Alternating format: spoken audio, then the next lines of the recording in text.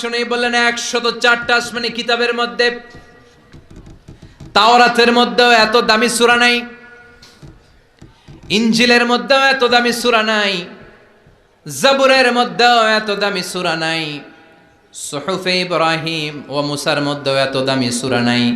যে দামি সূরাটা আল্লাহ আমাকে দান করেছে ওই দামি সূরাটা হলো, সবাই পড়েন, আলহামদুলিল্লাহি রাব্বিল আলামিন আর রহমানির রহিম মালিকি ইয়াউমিদ্দিন ইয়্যাকা না'বুদু ওয়া ইয়্যাকা নাস্তাঈন ইহদিনাস সিরাতাল মুস্তাকিম সিরাতাল্লাযীনা আন'আমতা আলাইহিম গায়রিল মাগদুবি আলাইহিম ওয়ালাদ-দাল্লিন। চিল্লায়ে পড়েন আমিন।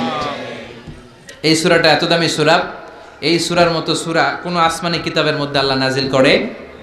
এই সূরাটা মাত্র 7টা আয়াত নিয়ে গঠিত। সবাই বলেন কয়টা আয়াত? মুখস্থ আছে না? মাত্র 7টা আয়াত। এই সূরাটা অনেকটা অভিনন্দন পত্রের মতো, ওয়েলকামিং লেটার। কি লেটার? ওয়েলকামিং লেটার, মানপত্র, অভিনন্দন পত্রের মতো। অনেক সময় আমাদের এলাকায় এমপি মন্ত্রীরা আসে না প্রধান অতিথি হয়ে, তখন আমরা মানপত্র দেই, অভিনন্দন পত্র দেই, ঠিক কিনা? অভিনন্দন পত্রে কমসে কম 3টা অংশ থাকতে হয়। চিৎকার করে বলেন কয়টা? 3টা। প্রথমে থাকতে হয় প্রশংসা। কথা কন। প্রথমে আমরা তার প্রশংসা করি, আপনি সুমহান অতিথি, আপনার মতো মানুষ পৃথিবীতে দ্বিতীয়টা নাই, আপনার চরিত্র ফুলের চেয়েও পবিত্র। আছে না নাই? প্রথমে আমরা তার প্রশংসা করি, উই প্রেইজ হিম, আমরা তার প্রশংসা করি। দ্বিতীয় পর্বে আমরা নিজেদের পরিচয় দেই।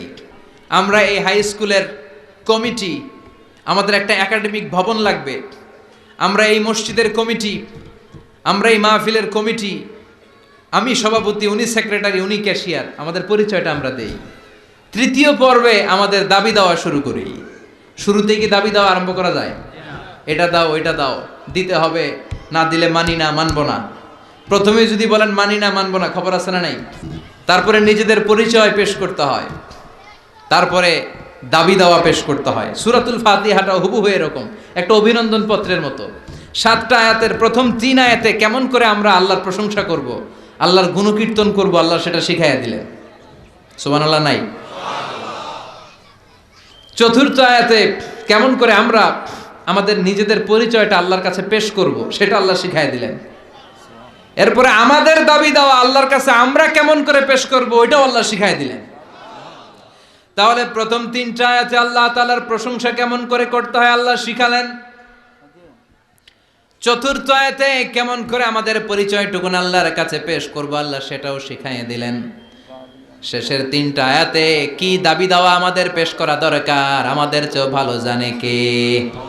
কেউ যেটা জানে না, জানে কে? আমরা আমাদেরকে যত ভালোবাসি, আমাদেরকে আমাদের চাইতেও বেশি ভালোবাসে কে?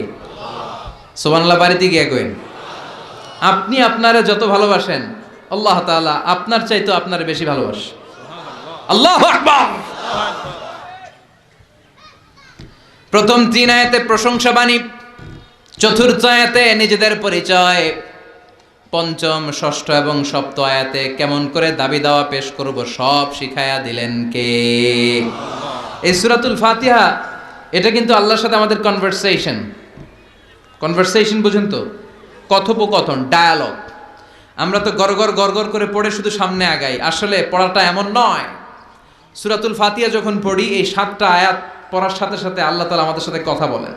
আমরা যখন বলি আলহামদুলিল্লাহি রাব্বিল আলামিন তখন আল্লাহ আমাদের সাথে কথা বলেন। আমরা যখন বলি আর রহমানির রহিম তখনও তিনি কথা বলেন। তার মানে প্রতিটা বাক্যের উত্তর আল্লাহর পক্ষ থেকে আছে না নাই? আমরা যখন পড়ি আলহামদুলিল্লাহি রাব্বিল আলামিন, আল্লাহ ফেরেশতাদের ডেকে বলে হামিদানি আব্দি, নজর করে দেখ আমার বান্দা আমার প্রশংসা শুরু করে দিয়েছে। আল্লাহু আকবার।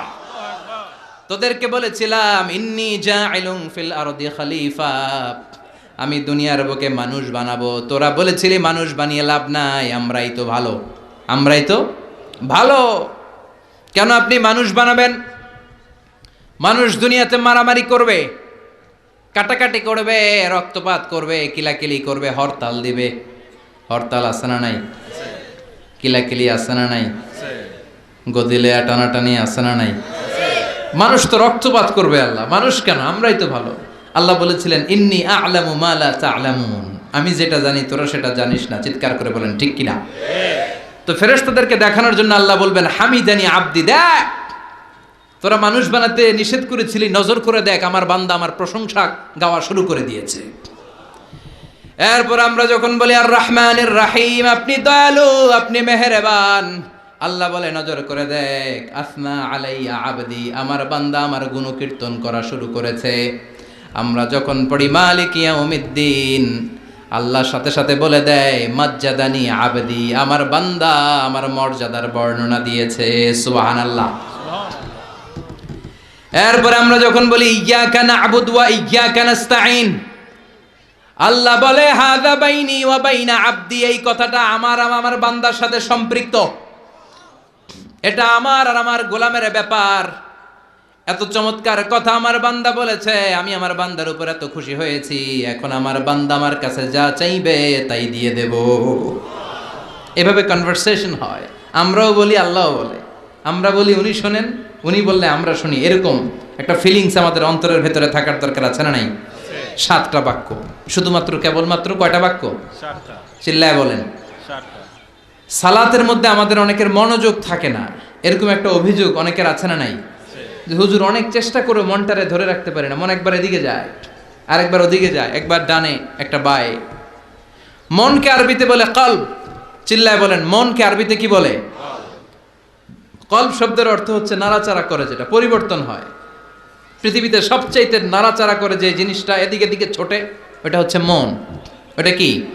পাগল মোহন, মোহন রে মন কেন এত কথা বলে।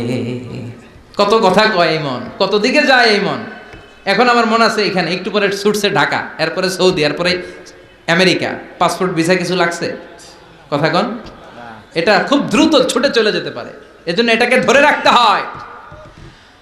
নামাজের মধ্যে যদি মনটারে ধরে রাখতে হয়, কি কি পড়তেছেন অর্থ জানার দরকার আছে না নাই?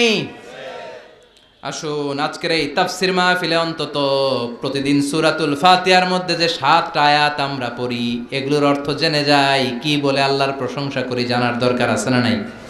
আসুন মনোযোগ দিয়ে একটু শিখার চেষ্টা করি। প্রথম আয়াতে আল্লাহ বলছেন আলহামদুলিল্লাহি রাব্বিল আলামিন, সকল প্রশংসা বহুমাত্রিক জগতের প্রতিপালক আল্লাহ তাআলার জন্য। সুবহানাল্লাহ পড়েন। আর রহমানির রাহিম, দয়াময় মেহেরবান প্রভু হে।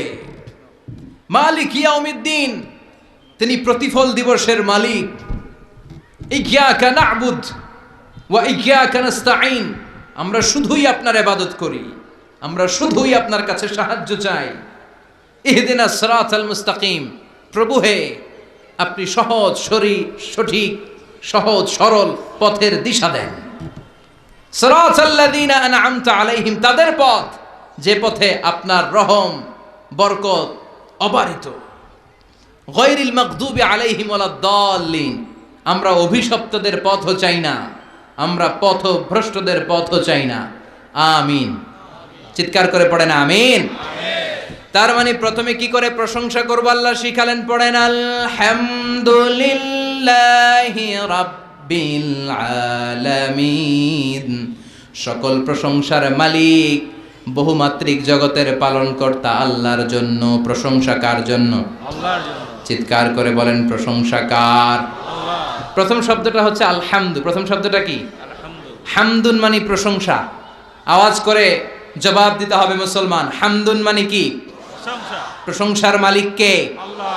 এক সাহাবী নিজ থেকে মনে মনে নিজের ইচ্ছায় ভেতর থেকে আল্লাহর 4টা তাসবিহ বানায় ফেলছে। ওই 4টা তাসবির প্রথম তাসবিহটা ছিল এই হামদ শব্দ থেকে নেয়া, মানে হামদান মানে কি? কাসীরান তাইয়িবান মুবারাকান ফি। বিশ্বনবী নামাজ পড়াচ্ছেন, রুকু থেকে উঠলেন, সামি আল্লাহু লিমান হামিদা, পেছন থেকে সাহাবারা পড়ল রব্বানা। আরেকজন সাহাবী অতিরিক্ত বাড়িয়ে পড়ল, হামদান কাসীরান তাইয়িবান মুবারাকান